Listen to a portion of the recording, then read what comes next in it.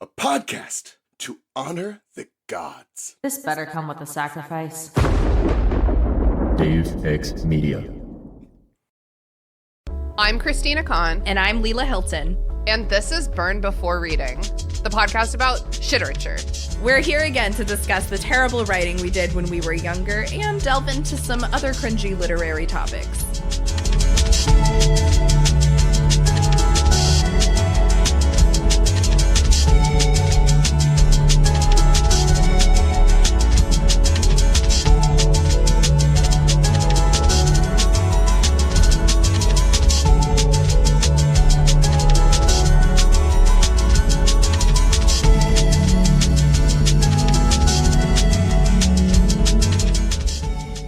We're here today with our friend Haley. Say hello to the listeners, Haley. Hello, listeners. I'm Haley. Just in case you're worried about me at any point during this episode, I did request this. Everyone, 'tis the season. Happy holidays. Today is September 11th. Wait, what day is it? It's today! The holiday we look forward to all year long. Kinda. Crash into me, yeah. Oh my God. Ooh, So this leads me directly. Nope. All right, no, we're not done with our intros yet. I'll lead directly into it later. Okay. Oh my god! Wait, should we start with where were you on 9/11?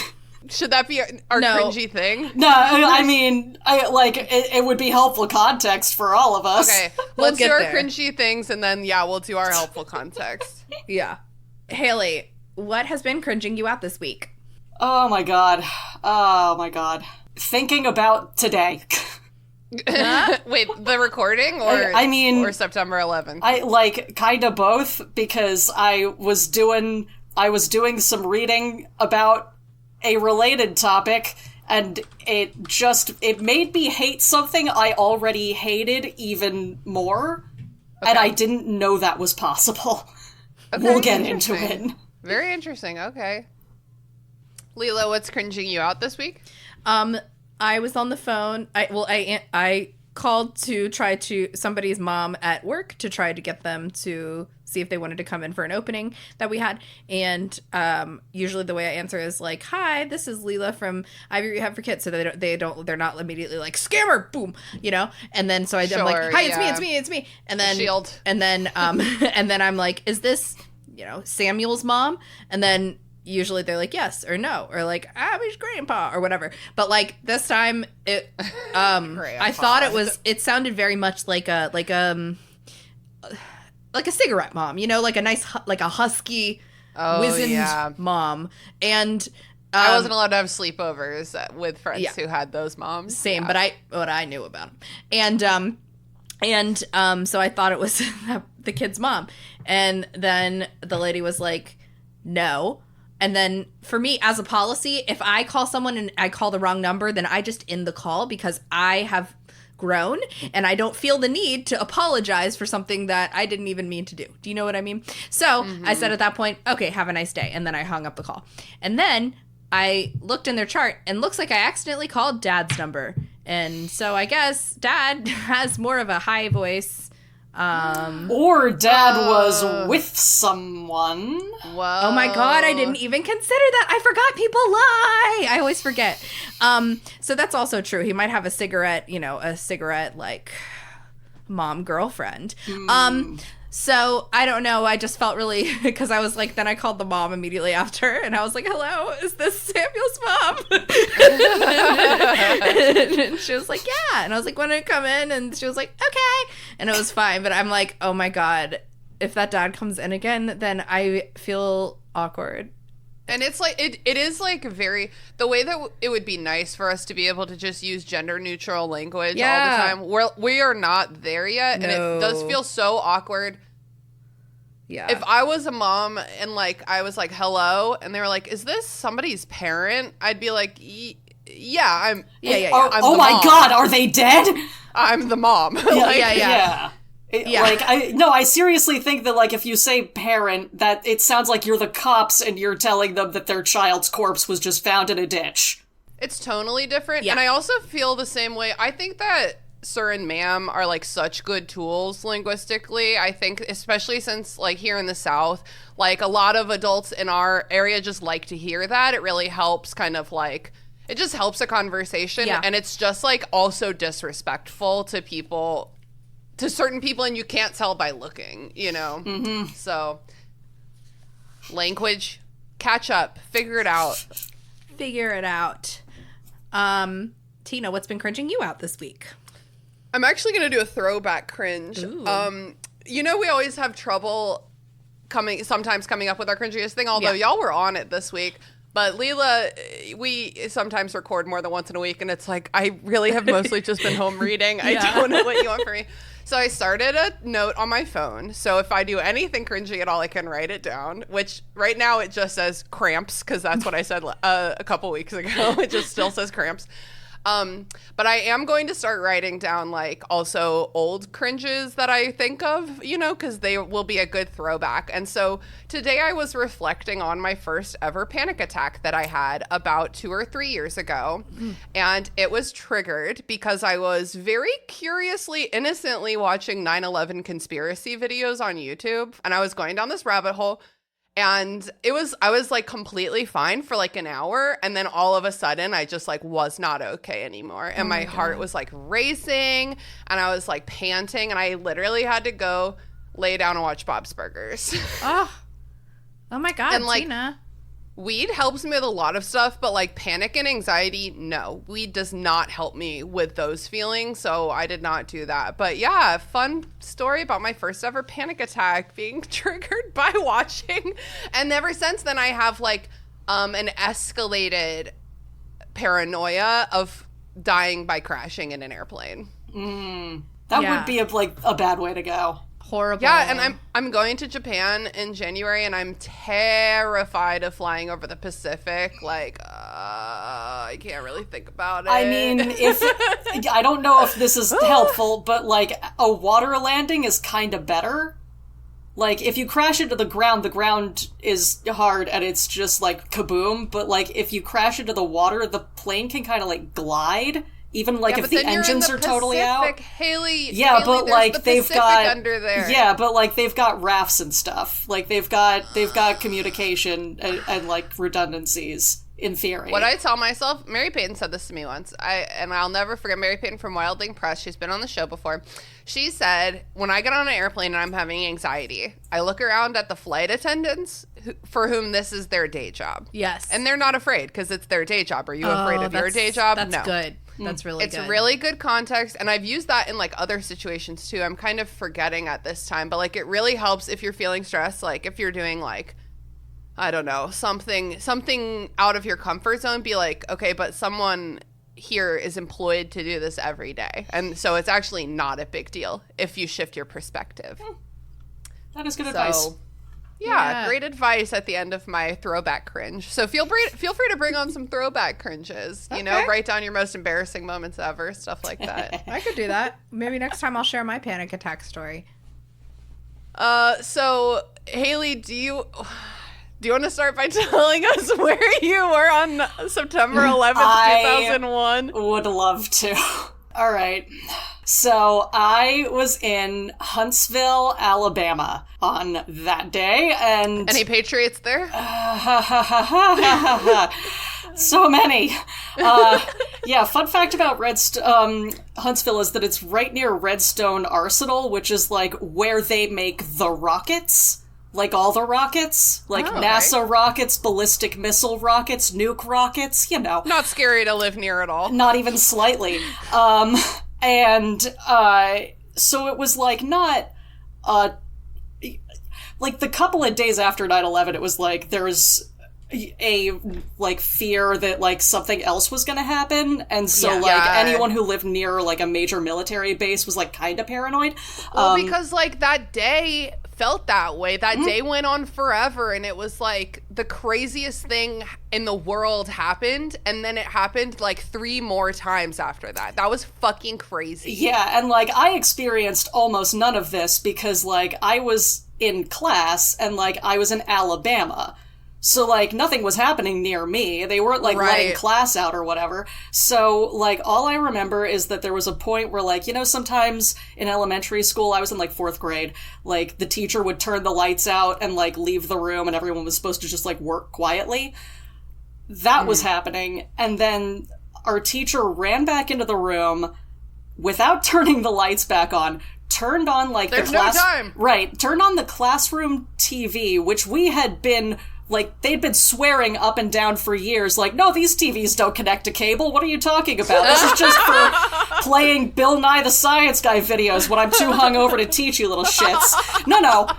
It had cable because she pulled up the fucking news, and all we saw was like the side of a burning building and, like, a brief moment of, like, a news anchor saying something about, like, and there's a school nearby, and then she turned it off real fast.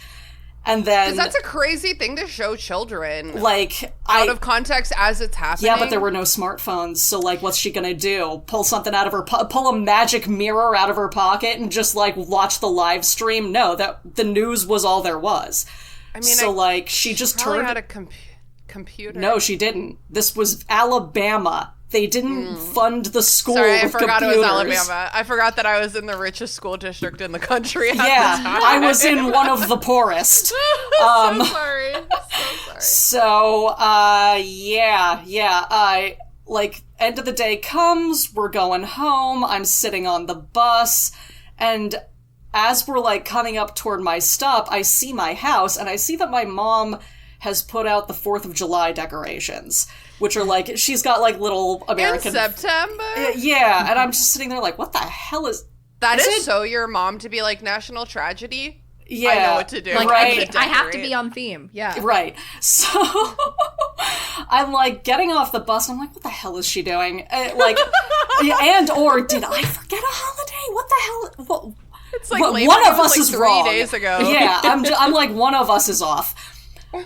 So, and I come inside and I'm like, hey, what's with the flags? And she, like, very tenderly puts her hands on my shoulders and says, sweetie, somebody attacked the World Trade Center. And I said, what's the World Trade Center? Trade Center? She said the Twin Towers. So I was like, what's the Twin Towers? That? I'm 8! I'm 8 and I live in Alabama. The Lord of the Rings sequel? And then I wasn't allowed to laugh or smile if the TV was on for the next 3 months. The end. Oh, yeah. I did see a video recently, and you know, you can never tell if it's, like, real or not, but someone had put on the Two Towers film for their sibling or whatever, and their sibling just kind of looked at the camera and was like, is this about 9/11? It's like the opening, it's like do do do do do do do, and it's like a British fen, like, is this about 9/11? Leela, do you want to go next? Sure. Tell us your 9/11 story, honey. I'm trying to remember how old I was during all of this. I was born in 92, and... You were in Haley's grade. How old were Probably. you, Haley? She's the same grade as you. Class of 2010. I just don't want to... Can you just tell me how old that means I was? You were 9. Thank you.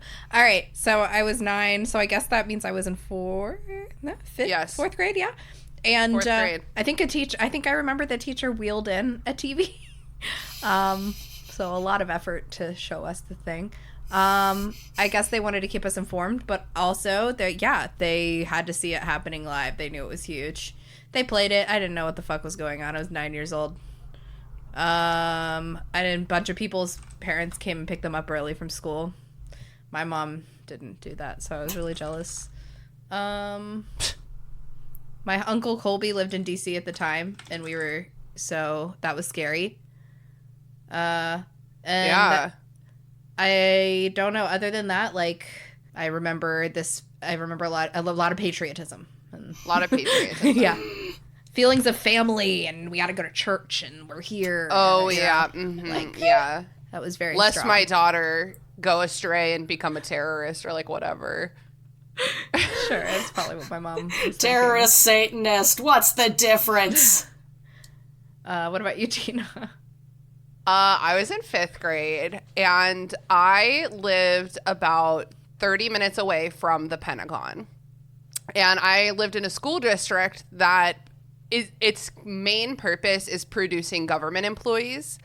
That's why my college had like the IB program, and like you've heard me talk about Fairfax County on this podcast before as the richest school system in the nation at the time. And it's because they were creating federal government employees. Like, so a lot, and I was in a very wealthy elementary school at the time. So a lot of friends' parents worked in DC. Yeah, I was in music class, I remember, with Mrs. Lytle. And Mrs. Lytle, we always thought she was a crabby old bitch, but we learned one day that she also was a belly dancer when she was a kid, and when she was younger, and it like changed everything. That's amazing. Miss Lytle? But we were like sitting on the floor, like singing like Do Re Mi or whatever, and somebody like ran in and like whispered something to her. This is like seared into my memory, obviously, and she just said like, "Oh, apparently there's been some plane crashes," and like at 10, you're like, "Wow, that is news," but like, you know, like, don't stop the class because there's been like a plane crash. Yeah. You know what I mean? It's like, and so I'm sure kids were pulled out of school. I'm sure kids at my school had family members who were killed or affected. I don't recall that. But I was not pulled out of school early to my memory. But I do remember when I got home from the bus, I walked in and my dad was, we lived, this was in our rich phase. We had like 10 TVs in the house, but for some reason everyone always watched the tiny kitchen TV, and it was like in the corner of the counter, and so I did this all the time. You would like lean into the corner of the counter, and you were like wedging yourself with your leaning, and my dad's face was like 2 inches from this tiny TV, and he was just like sobbing, like weeping, and I was like, like what the fuck? Yeah, and it's because scary. my dad, I think I've mentioned before, he has like 5,000 contacts in his phone. Like, he's a networker. He knows a lot of people, and he has spent time working on Wall Street and in finance in New York City. And I don't recall specifics, but he definitely had friends who passed away in that event. I think in New York, not at the Pentagon, but he also knew how this would affect our like local community with very real people connected to our friends and family being part of this. So it was very somber. I don't really remember anything beyond that, but yep. Yep. Bad day all around. So that's 9/11. Yay. And I will say, like, I think that to a lot of our listenership, this goes without saying, but I do kind of just want to point out or like bring it to everyone's attention. As we mentioned, we were like 9, 10. Our generation was just old enough to comprehend when this truly like shocking tragedy happened, and it very deeply traumatized all of us. You know, like, even if you don't feel personal trauma, like the way that like I was like, well, I wasn't affected, and then like 20 years later I had like an acute panic attack about it. Yeah. Like, even if you think you weren't traumatized, it definitely like did something in your brain. And I just want to remind everyone that the way that millennials like to deal with trauma is by laughing and roasting it. Yes. And so like in the course of this episode, we are not making fun of any of the victims of this event. We're not making fun of the event itself.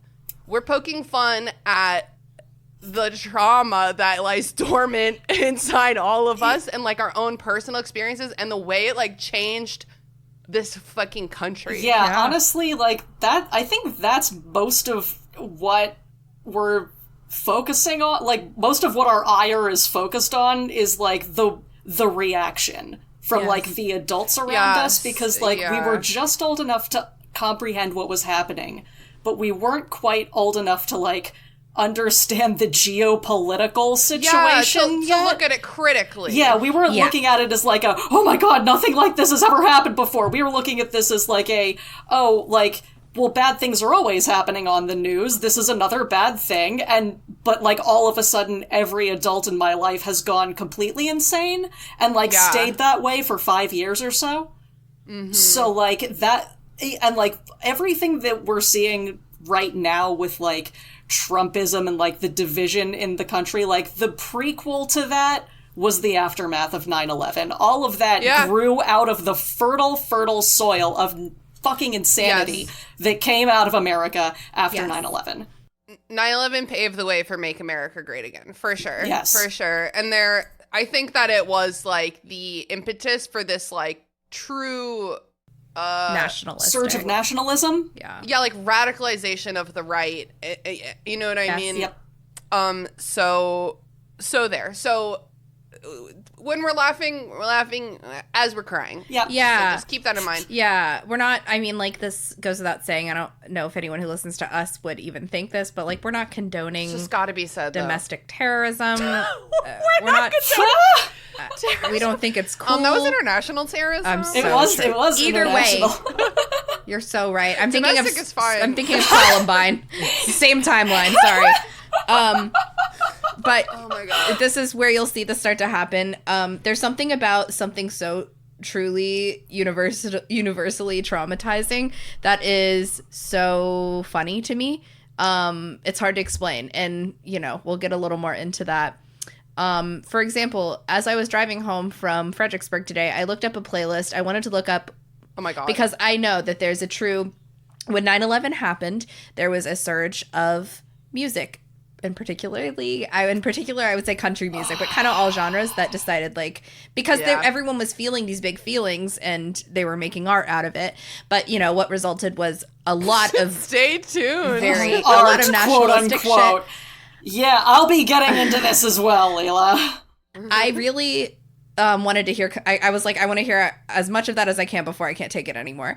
And so I just, while driving, don't look on Spotify while driving. I just typed in 9/11, and it said, like, what is it? It said, like, 9/11, it, like, songs that are canon about 9/11, and the first one was Timber by Kesha featuring Pitbull. It's pretty fun. Yep, she'll put that there. I will tell you the song that I texted this to Tina already, but the song that nearly made me crash my car because I screamed and laughed so hard. Should I even say it? Yeah.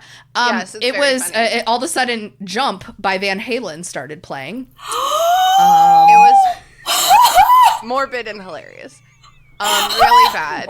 Sorry. That's what I'm saying. Like, it's not the fact that people were jumping off of the 100th story of the World Trade Center that is funny. It's the fact that someone made this playlist. That's very funny. Oh man, that is fucked up, and I love it. It is fucked up, and I almost sent back the "I'm dead" emoji in response, and then I caught myself. Oh my God.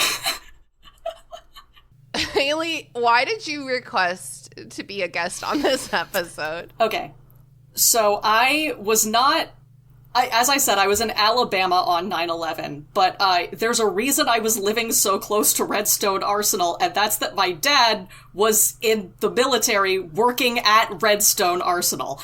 He was also in the Gulf War, which is kind of why I was born. I'm literally a war baby. Yeah. Like, it was you're not leaving me alone situation, like, the night before he left. So, a one and doneer? Kinda, yeah. No, she'd been harping on it for a while, but, like, once it happened, it happened. You usually have to fuck more than once to make a baby. Oh, no, my family is tragically fertile. It's kind of unavoidable. It's just crazy that was, like, the day. You could only make a baby for, like, a 48-hour window every They're month. tragically... Like, I just checked. Yeah. Stars fucking aligned, I guess. My dad was in the army working at Redstone Arsenal, and I did know that he had, like, been to, like, in the Middle East. So, like, I had just enough context for the geopolitics to know that, like, this is, like, a sequel to, like, something that happened kind of a while ago. So, there was a brief moment of, like, is Dad going back to war, or is he too old? And, like, that was kind of... He's gonna pull a Mulan's dad. Yeah, right. Fortunately, that wasn't, like, that didn't work out that way, and I didn't have to dress in drag and go to war in his place. But how that could have changed your story. Oh, man, I almost wish. No, they don't get swords anymore. There's no point.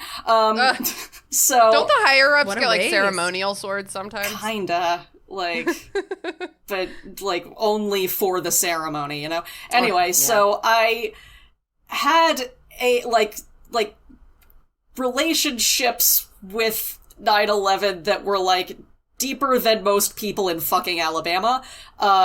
And it did culminate a couple months later in me accidentally, by mistake, causing an anthrax scare.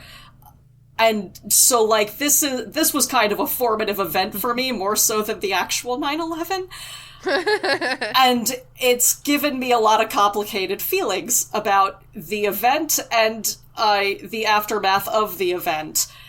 And, like, we've discussed this as friends before, so when you guys were talking about doing a 9/11 episode, because you both had pieces about it, it kind of organically came about that, of course I want to be on this episode. I need to hear this. And I'll tell you, our friend Courtney Berry, who comes on, she did one of our first episodes of Righteous Rage, and she was on maybe like a month ago talking about Lil Lelia.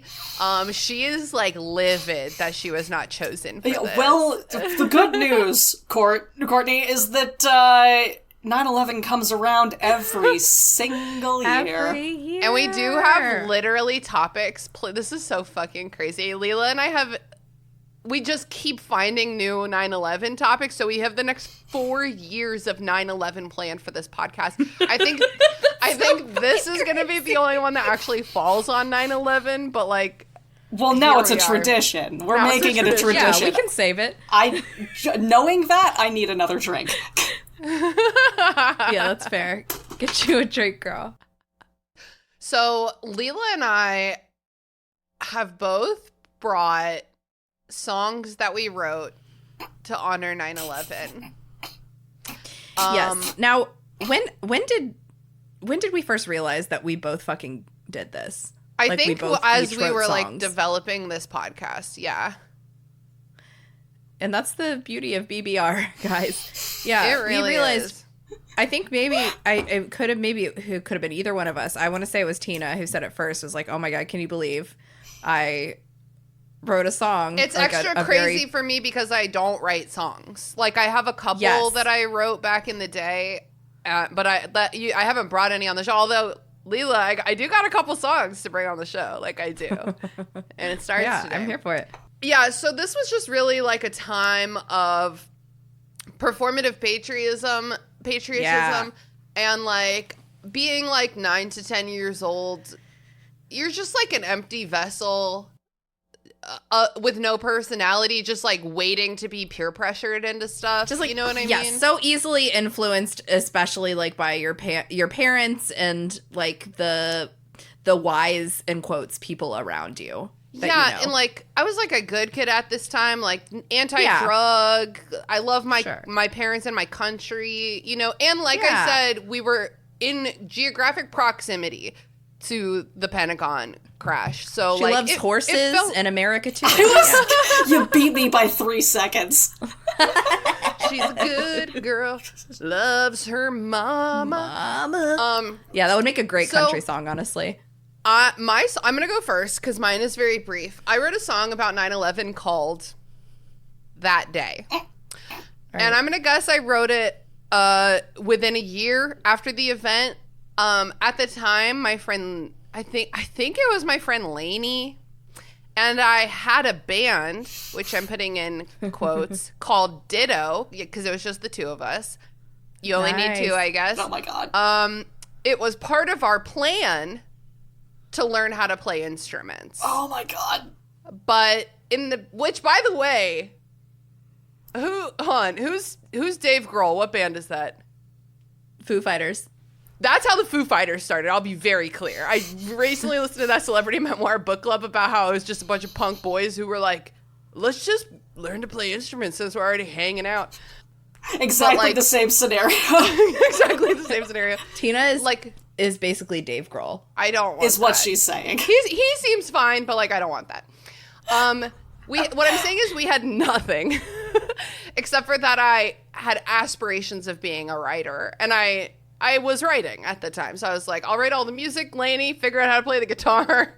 and it never went anywhere. So I have this song called That Day, and like I have held on to all of my writing through all of my life, and the fact that I remember this song, I remember what it looks like on the page. I feel like I had to have laid eyes on it in the last like 10 years to have that memory. But I could not find it for this, which is sad because I'm sure the lyrics are deeply underwhelming. But I do remember exactly 2 lines of it, and I also remember the melody. So I'm going to sing at those this 2 time. lines at this time. Okay, it went. Imagine like a nice acoustic guitar. Imagine somebody who knows chords. If Lainey had fucking learned! Lainey! Would you like to, you know what I would like to offer my services? I'm not a great accompanist, but I do have my keyboard all prepped and ready. I would like to hear you sing it the first time, and then I would like to provide accompaniment for a second singing. Okay, it is, I'm going to remind you, 2 to 3 lines. That's why I mean, okay, yeah. I'm going to sing it at this time. It was called That Day, and it went, that day, that day, that day I remember so well. The people, the crying, the day I remember so well. And then I think I just kept listing nouns. Like, wait, are those gerunds, Haley, right? The ing nouns? I think usually. She went from like a pained laugh to like a pained grammar moment. Don't ask me to do grammar right now. So like that was the song. And like that melody has been in my head all my life. Like I retain it. I didn't write that melody down anywhere. It's not a good melody. I also can't sing, as you may have just heard, but there was a consistency there. Yeah, it would have been a really boring song. And like for what it's worth, my dad, I'm not going to say he wrote boring shitty songs, but he was writing dad rock, you know? It's not like it's dissimilar. Sure. All right, you want to do it again, Leela? Are you going to accompany me? Is this about right? It might be in a totally different key this time. Okay. Yeah. Yes. You got it. Hold on, let me see. 1, 6, 7, 5. That day. Oh. That's very early. Day. No, I'm not That's going not up as there. high as you were doing it. No, it's down here. That day. That day. That day I remember so well. The people, the crying. That day I remember so well. Oh yeah, it's all coming together. The worst thing I've ever heard. Okay. Great. Let's pretend that never happened. We're gonna proceed to the nitpick and roast portion of our show. Leila, remember it's perfect. I meant my playing. I couldn't No notes, still perfect. You picked like you picked the key that's all black keys. What is wrong with you? It's the hardest. Oh, she did that on purpose just to fuck with you. I don't have music instinct at all. Okay. I don't. You know, but I still think that's okay, can I just say the crying? There's something about that just hit me in a way that was the funniest thing I've ever heard. Sorry, Leela, I'm stuck on this. I didn't know all black keys was possible. Oh, Jolly Old St. Nicholas is played on black keys exclusively. Really? That means it's in the key of C sharp. See, when I said all black keys, I should have said mostly black keys. That's why it's hard. You picked a key. I don't know anything about keys. It may be C sharp. You may have picked C sharp. I sang it in the key of rock. The key of rock. Isn't that from School of Rock? I think he says that. That sounds like it's from the School of Rock. It's from also Freaky Friday when Jamie Lee Curtis is in the body and she's like, and then they're like, don't forget we changed the bridge from CDC to DCD, and she's like, you play notes? And then they're like, what the fuck? And then she's like, I just thought we could play in the key of rock. Okay. So that was literally 10-year-old me trying to write music, being like, I need notes. Like, yeah, come on. I wish I just have vibes.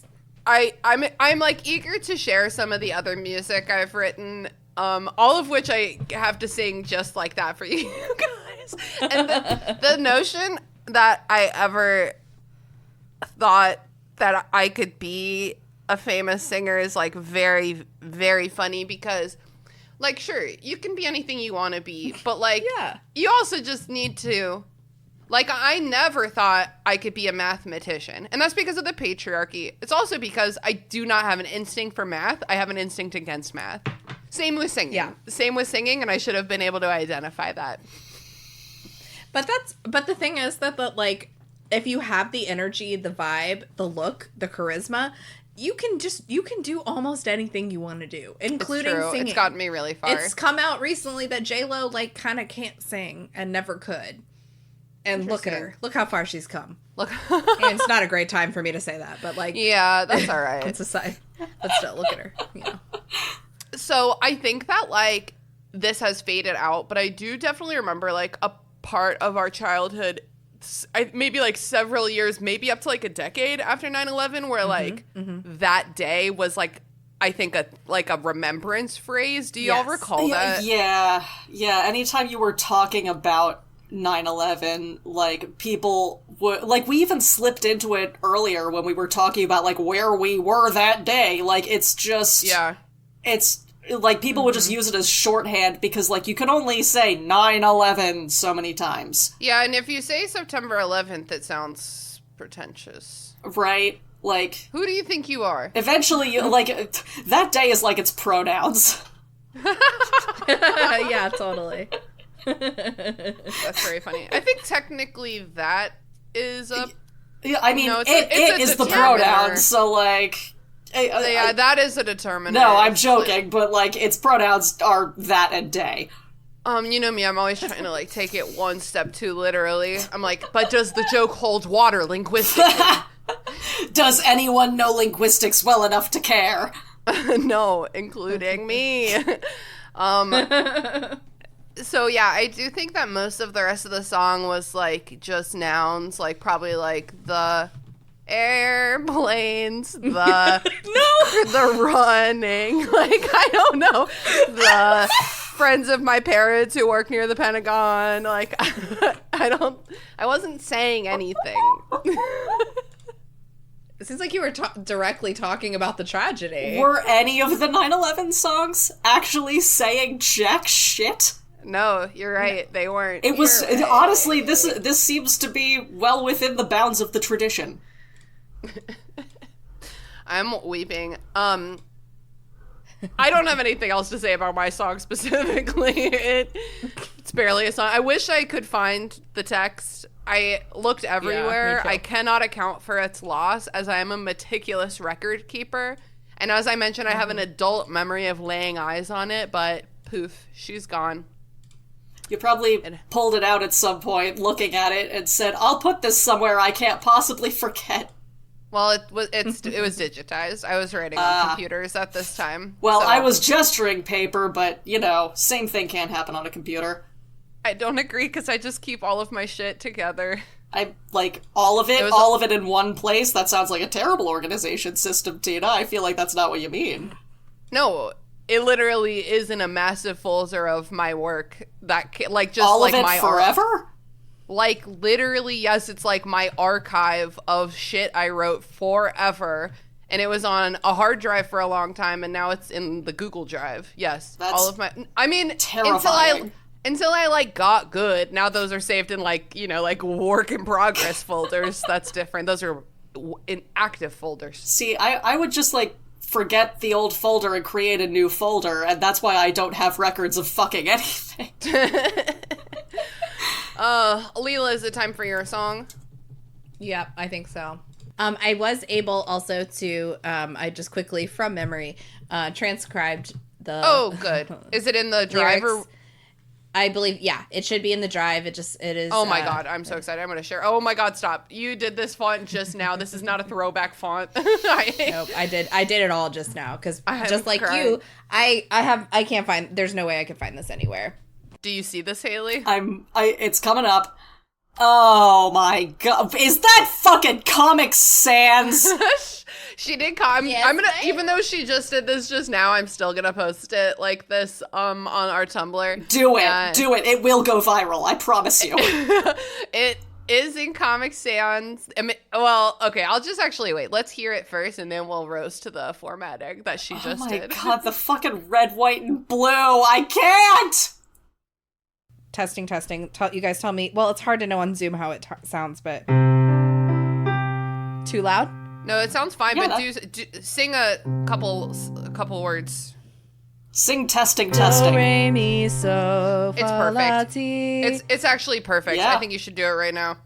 All right. This is entitled "America's Heart." In Comic Sans. Yes. Our family smile. Well, let me turn that up.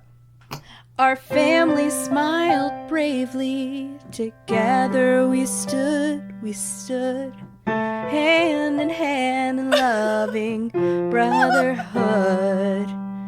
Then the tragedy struck, but it didn't break us apart. For as long as we're living, we'll be living in America's heart.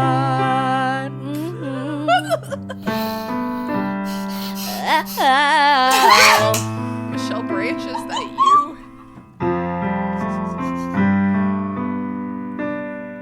From the old to the young, from the weak to the strong, every heartbeat beats together in a heartwarming song.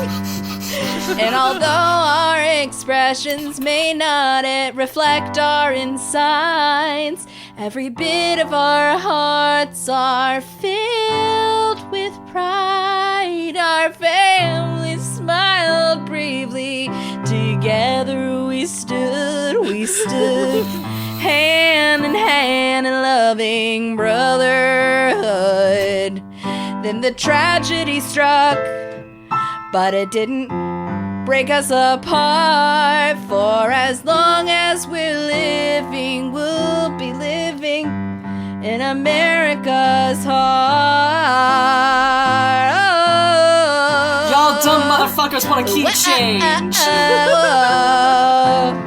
there a second page? No, there is. No, there's not a key change. All right, and that's it. That was 9. Oh my god. So, out of the 2 songs, everyone just take a guess. Take a wild guess. Out of the 2 songs you've heard today, which one was written by a musician? Just a random guess. I mean, number 1 had its merits, but I gotta give it to number 2. Guys, like, the corners of my eyes kind of hurt right now from squinting them laughing. And, like, God. with little tears. Like, I'm getting, like, chub rub in my eye creases. Oh my god, Leela, that Laughing and weeping. Leela, that had the Chub rub in my actual eye fucking makings of an early 2000, like, Yeah. like It sounded banger. real. What the It sounded fuck? real. That sounded too real. The thing is, like, what if this goes viral for the wrong? Babe, It would could be so not good be for more our obvious. podcast. It could not be more obvious, Leela, that this is a joke. I will but defend you and on it Tumblr. wasn't, though. It wasn't a joke. It was not. I was dead serious. The when I fact wrote that this you're when I was sharing 9. it is a joke. Yes. Okay, that's okay. So, I don't know. I made heart such a scary font. Okay, Oh go my ahead. god. It really does. It's like, it's, America's is like 2 shades of blue, red, white, and blue. And then like heart is in like a red fucking highlight, and it's like the scary font, so it's like the Ebony Darkness Dementia Raven Way font. it's called Protest Revolution. Oh my which is, god, amazing. Which is, I will remind y'all, the foundation of America is Protest Revolution, but these days we don't look so kindly upon it. No, we did. Classic Comic Sans. This lighter shade of blue, because there's like a very classic like royal blue, what is this? Royal. Cobalt? I don't fucking know, Not man. in this country, bitch. It's the bluest blue. This We this don't lighter take kind blue. of monarchy around here. This lighter blue, for some reason, I want to call it like colonial blue. I wonder if that's a thing. Do you guys know that? works. There is a color Powder called blue? colonial blue. Oh, I was right. Yeah, Kind that looks pretty close. Wow, that's it. yeah, good enough. yeah. Okay. So I heard you laugh while you were singing this. Every heartbeat beats together in a heartwarming song. Oh my god.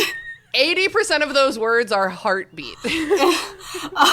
It actually, like, I cannot look at it like an editor. I'm imagining getting this in, like, a poetry, like, manuscript and having to find, like, a nice professional way to tell somebody this is awful.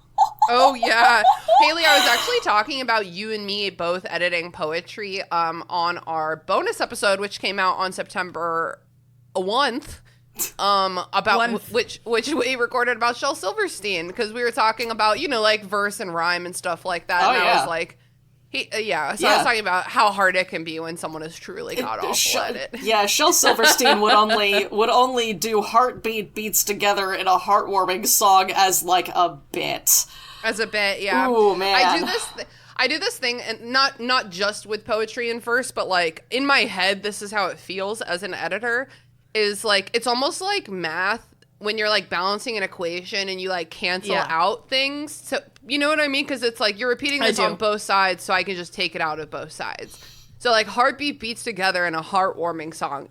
It's like, I would comment in this and be like, let's do this couplet with only one heart and one beat. Figure it out.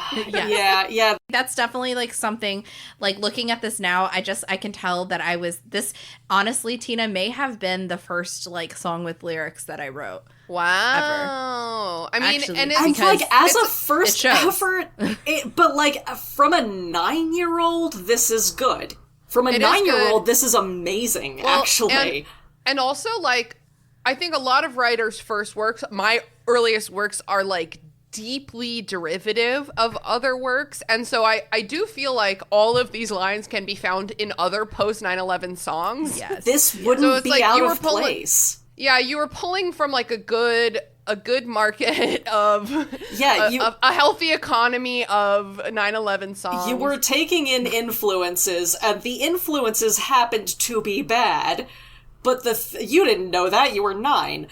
So you wrote something that was influenced by bad shit, and like, yeah, it came out kind of stupid, but like that's because it was influenced by stupid songs. But like, shit. You being talented enough to make it actually sound like all of those songs. I could have heard this on the radio in 2004. Do you guys want to know what my brain just did? What? Our family smiled bravely, and together here we stood. Please don't. We stood hand Please in hand, don't. right here in loving brother. Please. And the tragedy struck. You know how I feel about that fucking song. Are you singing? I got it. I understand. Okay. I know I'm Haley's about. reaction. Anytime I do a singing bit, Leela is like, "What are you saying to me?" Because I cannot hit the notes. Okay. People speak sorry, my I'm not trying to language, be mean, I'm Leela. Yeah, no, it's all right. sorry. This is the moment that I'm going to fucking bring this up, because this is how we ended up realizing that both of you had 9/11 songs. I didn't want to give away that it was songs, but it was because we were talking about Proud to Be an American, aka the worst song in fucking history. And it wasn't even written about 9/11. It wasn't! Yeah.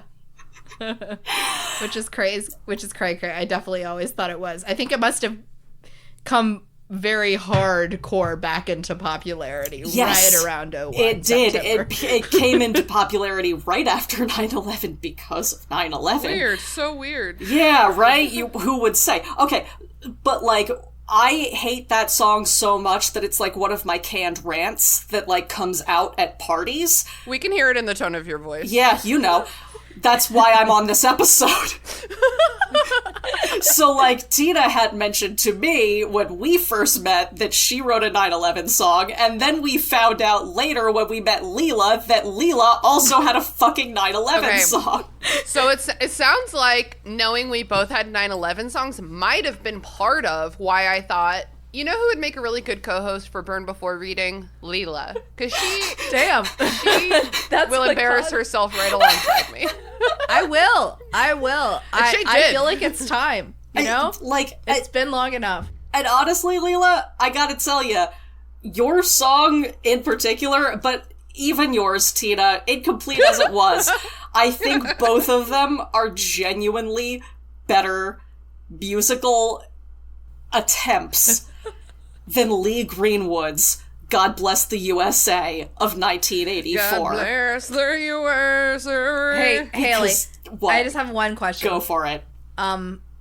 If tomorrow all the dreams you built, All the that you things worked for were all gone your that life. I'd worked for all my life, do you mean? Are you and you suggesting had to I start don't again? know all the goddamn words after I was forced to sing it Just in our music children. class for 3 And your years wife. straight after moving to DC post 9/11? Haley, I noticed that as your volume is increasing, you're lucky getting closer to the stars. microphone, and it actually should be the other way around. Sorry about that. I just need everyone to understand that, like, at parties, no matter whose house we're at, Leela will sometimes sing that song from another room just to summon me. It's pretty funny. it's really funny, and it just makes me want to do it more. I hate that song so much. It's like flames, little flames on the side of my face, heaving breaths. I hate it so much that I did research on it for this episode. Because hell yeah. it came up, like, among other friends recently, and, like, they looked at the Wikipedia page, and I realized there was lore that I didn't even know about the worst song in history. Okay, Lee Greenwood was, like, a grown-ass adult. You guys were 9. He was a grown-ass adult in 1984. You were 9 reacting to an event that literally changed history. Lee Greenwood wrote God Bless the USA after the Soviets accidentally shot down a plane that was going from Alaska to Korea to Alaska, and then, like, it turned into a whole international incident, and he was, like, inspired, and the words just came to him, you know? Once he had the melody, did they? they just flowed forth as if from God. The song was used later that year in the 1984 Republican National Convention when Ronald Reagan was, I was going to believe, say, running it's got Reagan written all over it. for re-election, and then another 4 years later as part of the election campaign of George H.W. Bush. It was then, eventually, fucking re-released in, like, 2003 because it had, surprise, surprise, hit the top of the fucking charts again after 9/11. And, this year, that's right, the lore goes up to the present day. Wow. This year, 2024, Lee Greenwood collaborated with Donald J. Trump No! to put a handwritten copy of the chorus of that song in the Trump brand Bibles that he's been selling this I year. hate it. Oh, Because, a you Bible know, salesman? that's the song, That's despicable. that is the song that Donald likes to walk out to at his rallies. does he? That's his walk-on song, yeah. Pick a cooler walk-on song. Is there a cooler song than God Bless the USA? No one wants to provide that music to him. Would you? Lee Greenwood did. Brooke's stand-up walk-on song was Fucking Problem by A$AP Rocky. That's a way better choice. It is. And actually, wait, it's actually so funny if that was Donald's walk-on song because he does like to fuck bitches and it is a fucking problem. It's a national problem. Honestly, if he could get permission for that song, he should be using it. But alas, he can only get Lee Greenwood. Here is why I have the deep and abiding hatred that I do for that song. It is because it represents everything about what happened to the world after 9/11. Lee Greenwood was ahead of his time in being a piece of shit. Almost 20 years, in fact. He was fucking saving it. He just didn't realize what this song was really for. And now it's like a classic. Now we're like, Played at baseball games. I moved, like, I lived in Alabama when this happened, and then I moved to the DC area, like the same county as Christina. We didn't meet at that time. We met in Richmond. She lived in my Nana and Papa's neighborhood. Yeah. which is insane to me. So, like... We both went to the same very shitty Hidden Pond Park. Yeah! So... like, I was coming into DC, like, in 2002. So, like, right after 9/11, I had been... A great time to be in DC. A perfect time, especially if you weren't, like, involved in the trauma that all of your classmates were just involved in. So then you're in, like, music class in 5th grade, having to sing Proud to be an American. I shit you not, every other week for, like, the better part of 2 to 3 years. Where Like, were the glockenspiels? Weren't you glockenspieling? no, I wasn't. I couldn't be trusted with percussion. You can't give that girl a Glock in these trying times. No, but seriously, I wouldn't trust me with a Glock either. But, like, we would, like, every time they get to the, like, and I proudly stand up next to you, like, we would have to stand up physically. It was awful. I hated it so fucking much, especially because, look, 9/11, history-changing event. My parents, like, we had a neighbor when I was really little. I don't really remember, but, like, we did have a neighbor who was working in the Pentagon on 9/11 and, like, died in the Pentagon helping other people get out of the building. Like, I attended this man's funeral. Damn. And, like, I am setting... I know that 9/11 was bad, but 9/11 and I have a fucking score to settle. Because, once again, performative patriotism, as Leela said, people went fucking insane.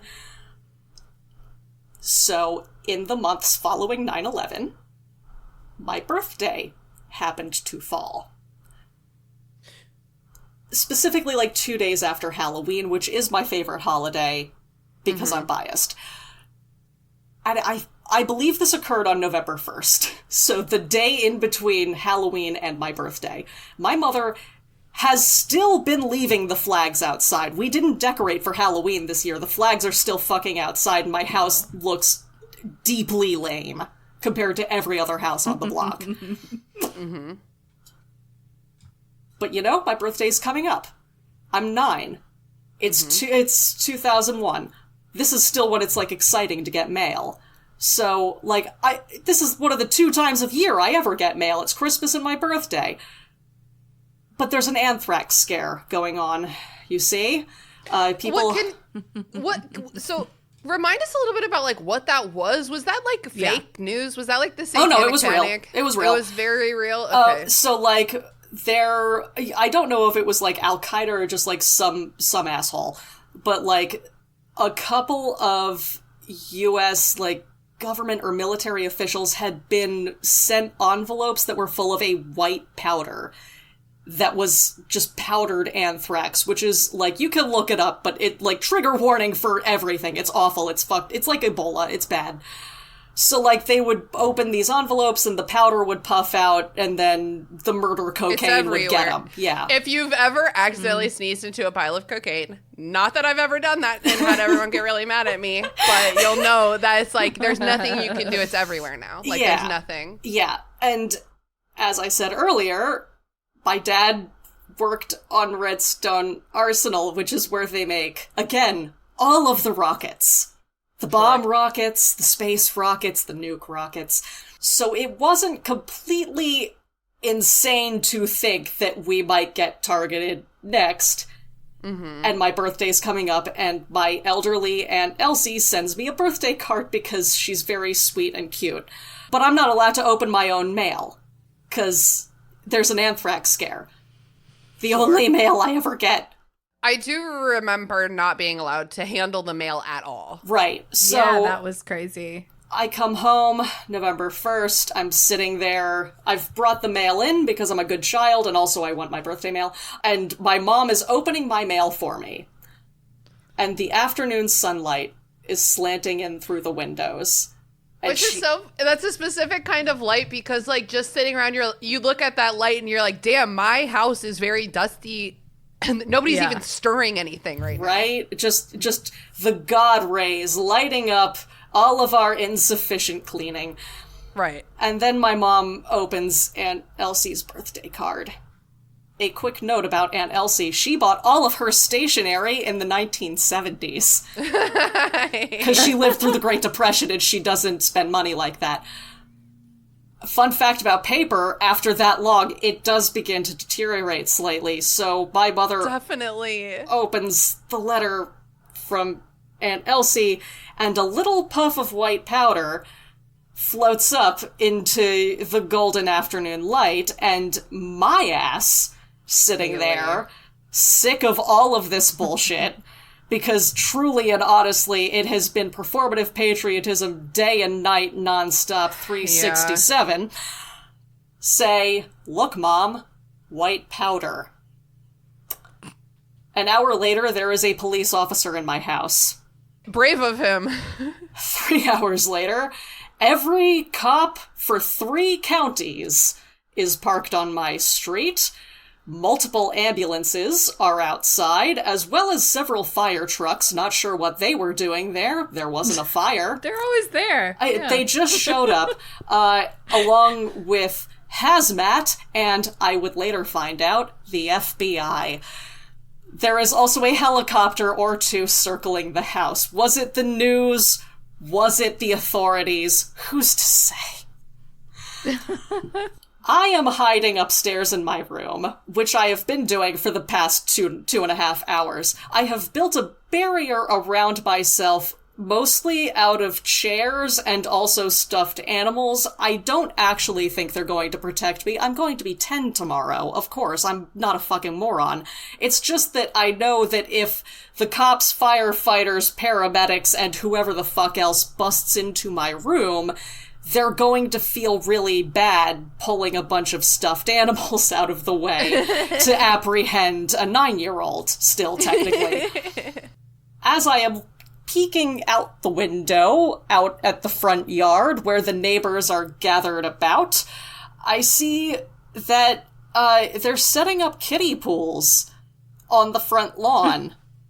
And I have absolutely zero ability to prioritize and little to no self-preservation instincts, so I go downstairs like a moron, where my mom is arguing with 2 men in suits, the FBI agents. She would. And ask her, "Mom, they're setting up pools in the front yard. Can I swim in the pools?" And she just keeps screaming at the FBI agents, and I'm looking around and hazmat is there. They are, that scene in E.T. when, the government knows about E.T.? Yes, that really, Yes. E.T. is was Very not that scary. scary to me as a kid, but that scene was scary. It wasn't the alien, it was the government that made me afraid. Yeah, no, that actually happens when they think something happened. So yeah, it's exactly like that and exactly that creepy. So then my mom is still screaming at the FBI, so I run right the fuck back upstairs. Sure. Don't want to get in the way of that. Right. She's yelling at them the way that she yells at me, and that means I'm getting out of the way. Yeah. So eventually, my perspective is just gradually everyone just kind of leaves, and then we went to the hospital at 2 a.m. and had to get a bunch of pills to take for several weeks, and also, my mom argued with someone about maybe or maybe not bleaching the couch. The details that I later got were that the reason for the response, the strength of that response, wasn't that, they thought this was actually credibly an anthrax thing. Anthrax takes effect pretty quickly. They knew I didn't have fucking anthrax. But everybody, this is November. This is the first day of fucking November after 9/11. So everybody in Alabama who didn't get to, take part in the action, man, they're still riled up and ready to go, and they just really want to get their chance, So, oh my god, there's an anthrax scare. This is our opportunity, man. No. That's why they, the pools that they were setting up, Hazmat was setting those up so they could take my mother out and I outside, strip us naked on the front lawn in front of all of our neighbors, and spray us down with antiseptic. Absolutely fucking my not. God. Just because That's a they backyard activity. Right. They wanted to practice their fucking response to in case there was a real emergency in Huntsville, Alabama. So eventually my dad shows up, and like my dad had like been a like commanding officer for several years at this point. So like he used his drill sergeant voice and like made them all clear the fuck off. But like they still made us go to the hospital later. Like I do think my mom thought, like I'm sure they smashed after this. But like they did make us, just like so that everybody that was there didn't feel like they'd completely wasted their time, which they had. We had to go and take doxycycline for like a full course of antibiotic doxycycline. Oh my God. Just to make them fucking feel better. Jesus Christ. That's so intense. And then I moved to DC the next year and had to fucking sing Proud to be an American every other week and stand up when it says stand up next to you. Okay. So like Morgan Freeman narrator voice. She was not proud to be an American. not anymore, I wasn't. And that's the event that radicalized me. So like I still think your songs are better than Proud to be an American. You know, I think that leads us nicely back to Horny Sad or Just Plain Bad. Thank you for circling it back, Haley. Anytime. I think we can probably take these two together. Yeah. Ooh, yeah. At the same time, should we all say it? Yeah. One, two, 2, Three. 3. Just Plain bad. Just plain bad. Just plain bad. Woo! Just plain bad. It's definitely not horny. Maybe horny for No. America. Yeah, horny for America. If No, you're not horny even for- that. We were fucking 9. If you're horny for anything other than America, then you're a queer! Or a terrorist. Anyway, this episode was a real blast. Oh my God. Maybe even a double blast. But before you start jumping for joy, I'm sorry, that's enough. That's too far. Okay, go, Tina. That's it. Haley, thank you for all of this. Thank you, Haley. Thank We really both of appreciate you. Everyone, happy 9/11. Happy 9/11, you know. That's it for Burn Before Reading. Until next time, remember, Your cringe is part of you. but only a small part of your and America's heart. Thanks for listening to Burn Before Reading. Created by me, Christina Khan. Hosted and produced by Christina Khan and me, Leela Hilton. Logo designed by Michael Hardison. Follow him on Instagram at RoyGBivRVA or check out his work at wildlingpress.com. Theme music by Sakura Wishes. Find me online at Christina Khan. And find me at Leels for Reels. Follow the podcast on Instagram and Tumblr at BurnBeforePod. Or feel free to give us an email at burnbeforepod@gmail.com. Thanks for listening, friends. See you next time.